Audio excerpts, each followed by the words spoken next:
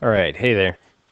For this video, I decided I would just start over at the very beginning of our Etruscan lecture because when we started this in class, it was a little distracted. And but if you don't need to watch this first part, go ahead and just skip right to the beginning of the part dealing with Etruscan necropoli and funerary arts. Okay, so I'll go through this first part pretty expressly. Our theme for the Etruscans is going to be "You only live twice." Okay, and this will make more sense as we go on here. Main ideas. The time period we're going to be looking at is circa 6th century BCE, same time period as archaic Greece, and you'll see a lot of visual relationships to Etruscan sculpture and archaic Greek sculpture. Two, the Etruscans never really went away. They were just absorbed. They were conquered and absorbed by the Romans. The Romans absorbed their religion, their art, and probably many things about their culture and lifestyle. And three, are really all we have from the Etruscans are their funerary arts. Most of the major Etruscan cities are still cities to this day, such as Florence, Pisa, Siena. Somewhere underneath those contemporary Italian cities are Etruscan ruins that we could learn a ton about the culture from. But until somebody's ready to raise those cities and dig them up to find out what's underneath, all we have are the Etruscan cities of the dead for the most part. Okay. So once again, the Etruscans were a culture on the Italian peninsula. They are contemporaries of the Greeks. The Greeks are right over here, remember? And they precede the Roman Empire. The Romans were a tribe that was most likely ruled by Etruscan kings. All right. The Etruscans were trading with the Greeks and at times also warring with the Greeks. The Greeks tried to colonize Etruria, and it is thought that through their combat with the Greeks, the Etruscans were weakened, and that's what gave the Romans an opportunity to rise up and conquer them. All right. We'll talk a little bit about the various contributions the Etruscans seem to have made to Roman culture, and Romans will be our next section. The Romans themselves attributed their idea of gladiatorial combat to the Etruscans. This is from an Etruscan tomb. It's a fresco.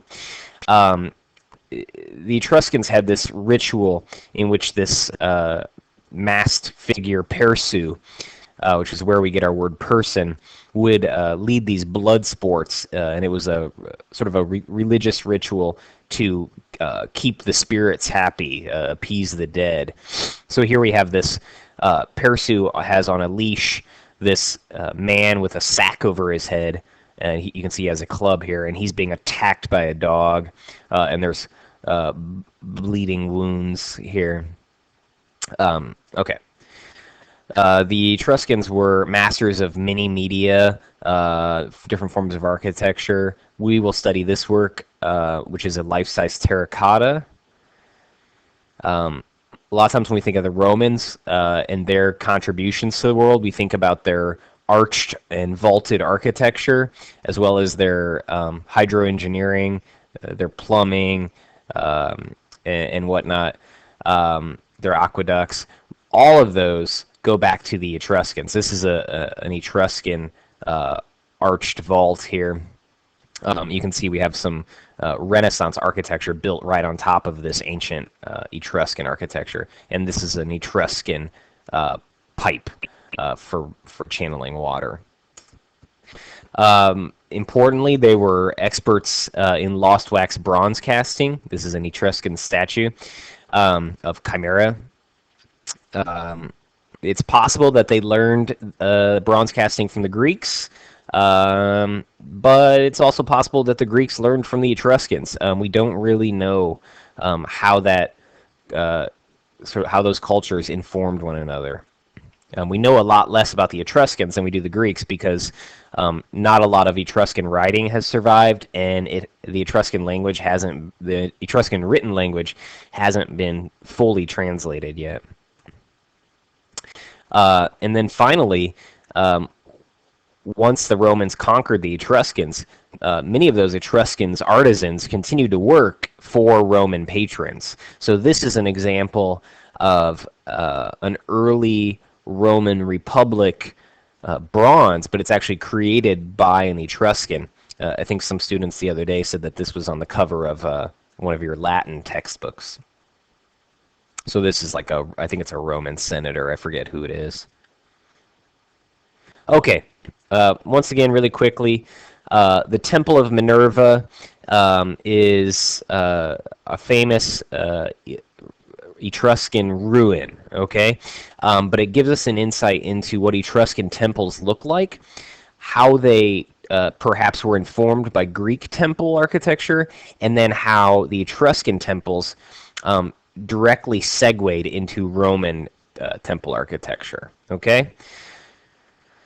So I'm going to go through this quickly, but you can always pause it to take some notes if you need to, okay? Some main ideas here is that while the Etruscans used similar architecture styles with post and lintel architecture, pediment, triangular roof, and whatnot, there are differences, okay? The Etruscans are working in different materials, local materials of volcanic rock, wood, mud brick, and terracotta sculptures along the top. That's where they would put their sculptural ornamentation rather than in the pediment like the Greeks would do in marble. Because of their use of materials that are less durable than marble, it's one of the reasons that we don't. It's one of the reasons we're looking at a model reconstruction of the Temple of Minerva rather than an existing ruin. All that's left is the foundation.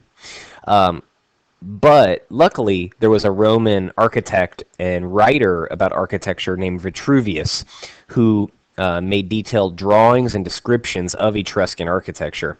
And they correspond, his measurements in De Architectura, the book he wrote, they respond perfectly to the existing foundational ruin of the Temple of Minerva. One of the main differences or distinct traits of Etruscan temple architecture is they would typically always have a three-roomed cella, which rather than the Greeks, which would often have one. Remember, the cella is the room that would house the cult statue of whatever god or gods that temple was dedicated to. So while we call this the Temple of Minerva, Minerva being the Etruscan name for Athena, it's thought that this housed the Capitoline Triad, which was sort of the Greco-Roman Etruscan version of the Holy Trinity. So here we have Athena, Zeus, and Hera. So we have the sort of male divine father god, and then we have the wife in Hera, and then the sort of miraculously or spontaneously born child deity in Athena. Kind of interesting parallels to the Christian Trinity. All right. And then let's move this out of the way, maybe down here. We have an actual surviving terracotta sculpture from the rooftop of the Temple of Minerva, okay? And it is a depiction of Apollo, who the Etruscans called Aplu, okay? And we actually know the name of the sculptor.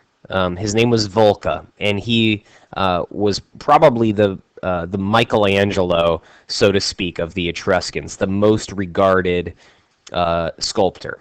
And once again, we have a life-size terracotta sculpture, so it's made out of ceramic. All right. Right off the bat, you should notice the archaic Greek influence He has that kind of archaic smile, somewhat stylized features. We know a bit about Vulca and his reputation because the Roman historian Pliny the Elder wrote about a trip Vulca made to Rome. He actually Vulca, or Pliny the Elder, attributes Vulca as the sculptor of the sculptural ornamentation for the Temple of Jupiter on the Capitoline Hill, which was the most important Roman temple. Now it's all in ruins, but it gives you a sense of how well regarded these Etruscan artisans were among the early Romans. Okay, so once again, this would have been one of those rooftop sculptures. This is a recreation of the Temple of Jupiter um, that was in Rome. Now it's basically a few standing columns and a pile of rubble, but you can see how similar this is to that Temple of Minerva. Okay, and then finally, what we had up top was a sort of animated depiction of Hercules and Apollo fighting, and they were wrestling. And so Hercules is in a little less of a good state than Apollo. He's missing most of his head, unfortunately, but you can see his lion pelt pulled over his head. They were you don't need to know much about this. They were fighting over Apollo's sister Artemis's sort of spirit animal, the golden hind, and it was a golden stag. All right.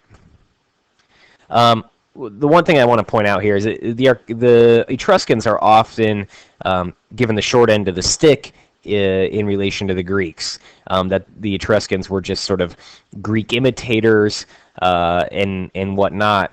But if we look at the contemporary Greek sculpture from this time, while it's sophisticated, it's really no more sophisticated than what the Etruscans were doing in the challenging material of clay.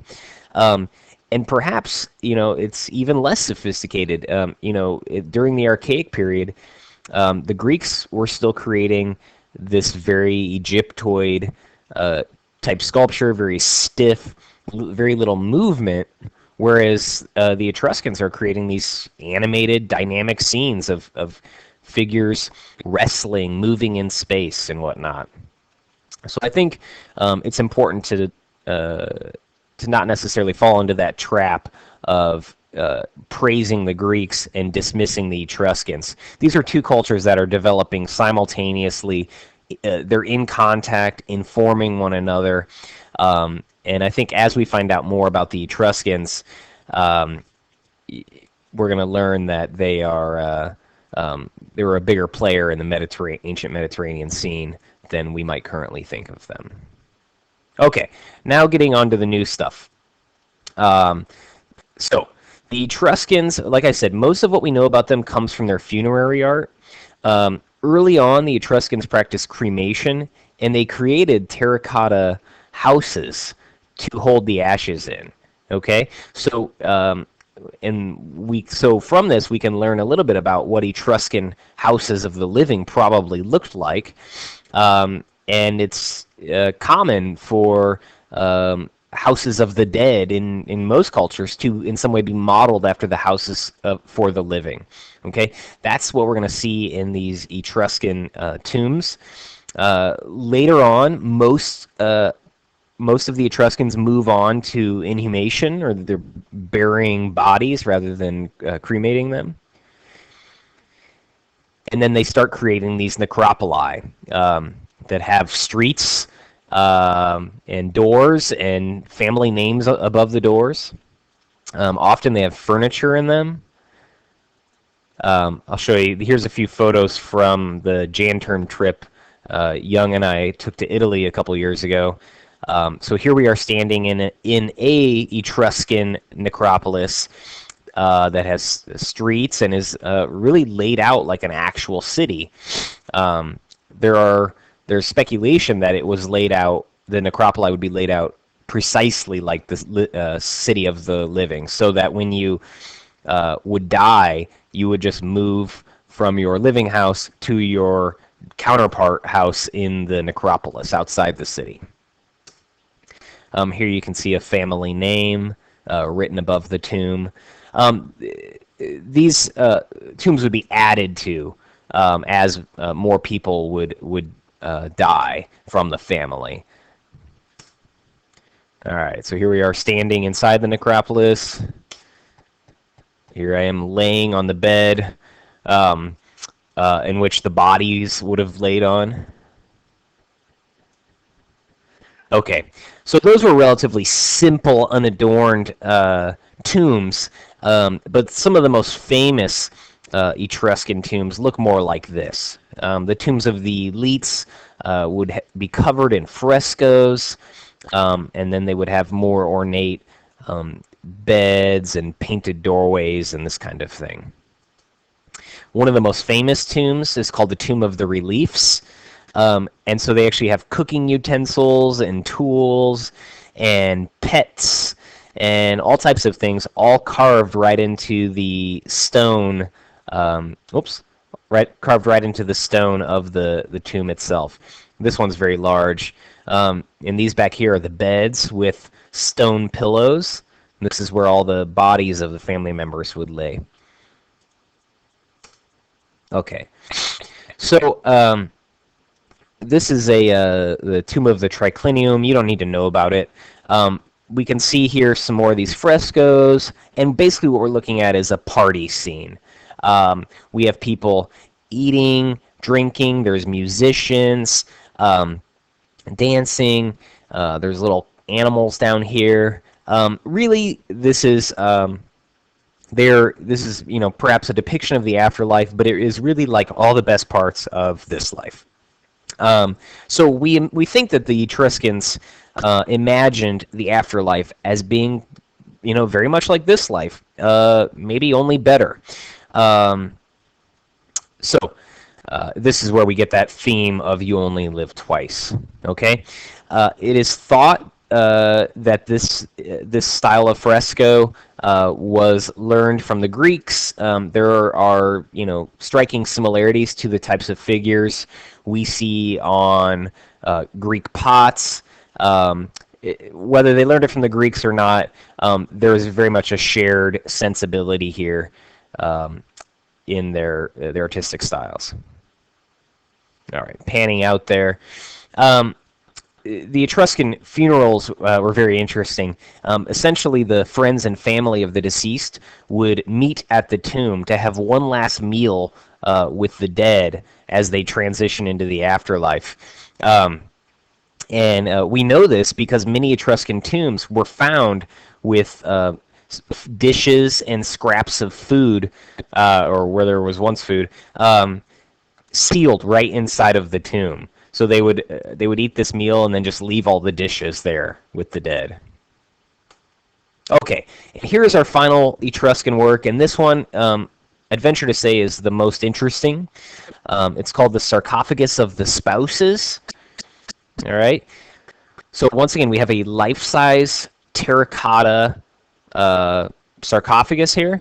You can see it is made in a couple pieces, but for any of you that have ever worked in clay, this would just be an insanely challenging thing to make.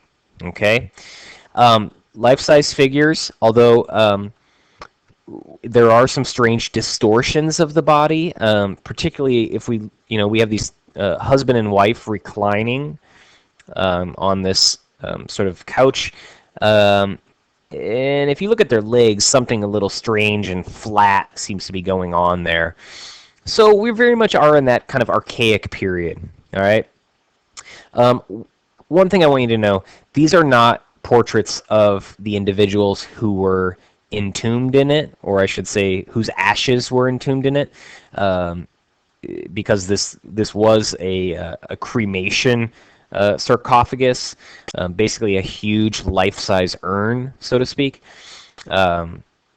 which is interesting in itself. but if you look up Etruscan sarcophagus, you'll find other ones that look very similar to this one, some of which have more paint left on them, and that helps illustrate that these are just generic types, kind of like we find in archaic Greek sculpture. Okay, here's a little close-up of their feet. You can really see the kind of flattening that's going on here of their legs. Okay. So we have those archaic kind of stylized features.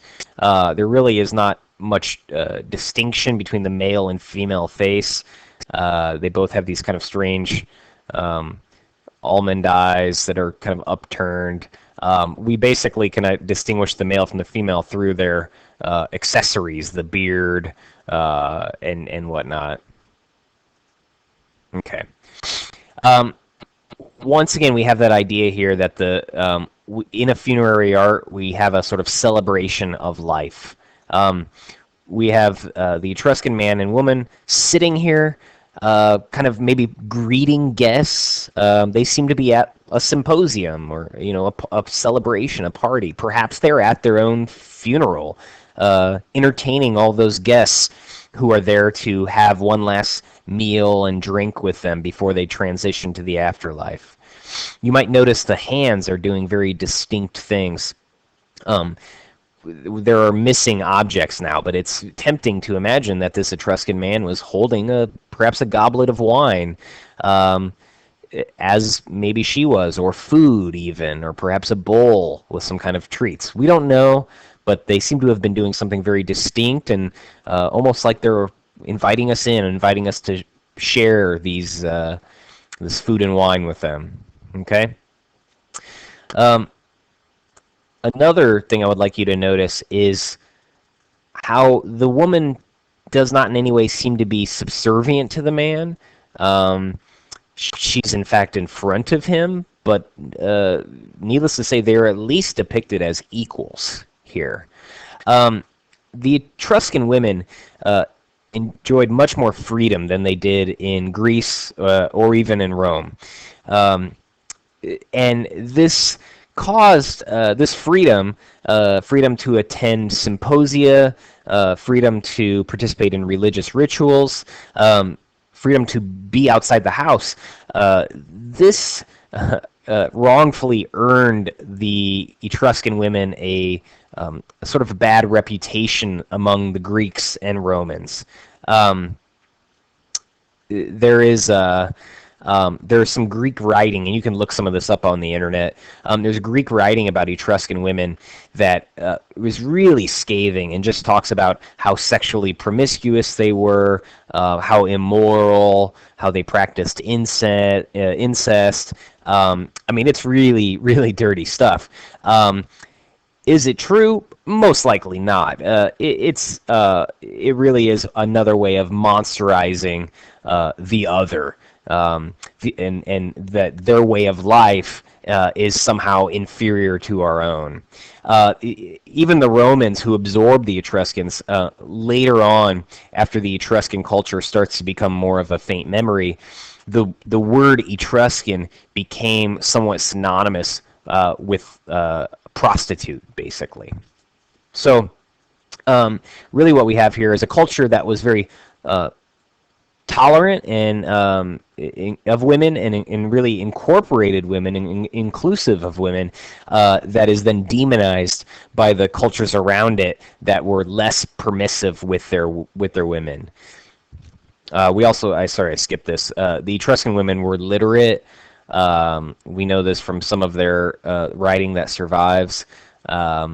So really, while I don't know that we should assume that Etruscan women were really considered equals in the way that we would demand of a society today. In the archaic period, in the 6th century BCE, Etruscan women, or if you were a woman, the place to live in the Mediterranean was probably among the Etruscans. Here we can see, this is not of great importance, we can see a similar depiction in a fresco, and we have coloration here. We've lost most of the paint on our sculpture here, but the men were typically painted red. The women were painted in more pale tones. If you remember, that is similar to what the Egyptians did. It's possible that there's some cross-cultural influence going on there as well. All right. And then to close it out, I'll just show you a few different views here in which you can appreciate both the sophistication of this terracotta sculpture as well as the strange archaic distortions, and get some better views of their hands that seem to be gesturing with some lost objects.